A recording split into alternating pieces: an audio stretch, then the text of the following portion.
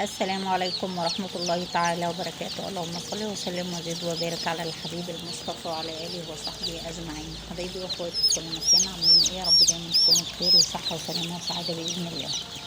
جايلكم إن شاء الله في فيديو جديد النهاردة، والفيديو بتاعنا حلو جدا إن شاء الله ينال إعجابكم وتستفيدوا منه. بس يا ريت قبل ما ندخل بمحتوى الفيديو تشتركوا في القناة وتفعلوا زر الجرس، ويا ريت لو كتير جدا جدا على الفيديو ده، وان شاء الله بنزل لكم فيديو الاسعار كل يوم حتى ولو كانت الاسعار ثابته. شايفين ما شاء الله حيوية الكتاكيت، حاجه كده بسم الله ما شاء الله لا قوه الا بالله. طبعا زي ما احنا عارفين الفتره اللي احنا فيها دي فتره ارتفاعات بدون ايقاف، ما الارتفاع ما بيقفش، مستمر في كل حاجه. وطالما زي ما قلنا قبل كده ان الكتكوت الابيض بيرفع وبيزيد طبعا كل يوم عن التاني، والنهارده في زياده كمان، فاكيد كل الكتاكيت وكل البط بيزيد معاه. فالله المستعان، مش هنوقف شغل، وحتى ولو هنشتغل باقل الكميه وبنص الطاقه. الاخوه اللي بيشتغلوا مشاريع اشتغلوا بنص طاقتكم، لان طبعا مش هينفع نوقف شغلنا، ومش هينفع نقفل البيوت اللي مفتوحه من وراء شغل المزارع. طبعا كلنا فاهمين ان كل مزرعه فيها عمال وفيها بيوت مفتوحه، فاشتغلوا على الاقل بنص طاقه.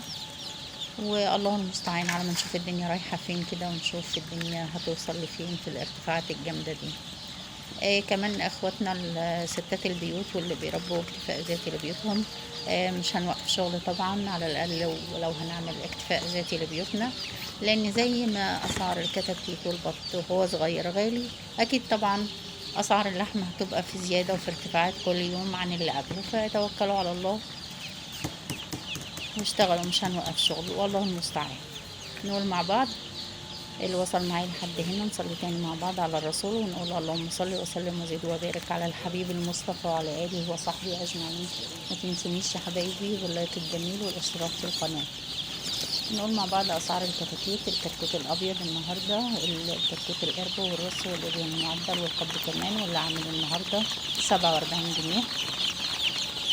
كمان معانا الكتكوت الساس والشيفر اللي عامل النهارده 28 جنيه، والكتكوت الهجين العالي اللي عامل 28 جنيه عفوا.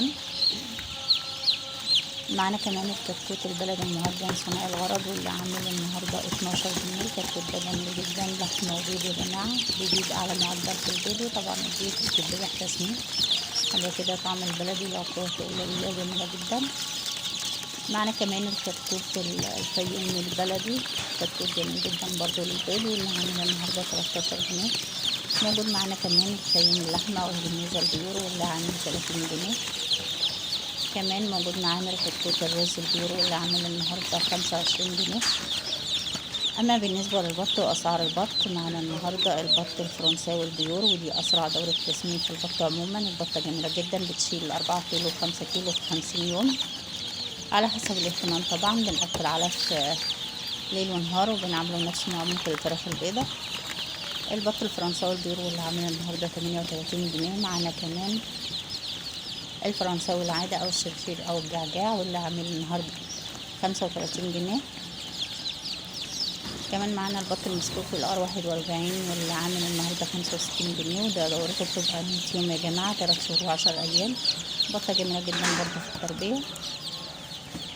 كمان معانا البط المولر او البط البغال المحلي طبعا يا جماعه، واللي عامل سعره النهارده 68 جنيه.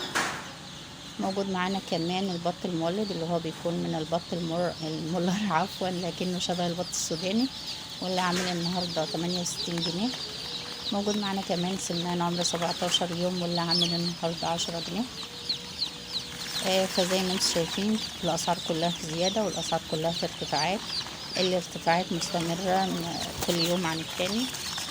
زي ما قلت لكم طبعا طالما الكتكوت الابيض رافع، فكل الاسعار بترفع وراه.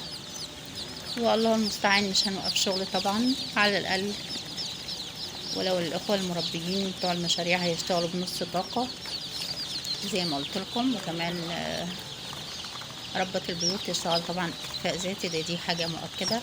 واترككم في رعايه الله وامنه، واشوفكم ان شاء الله في فيديو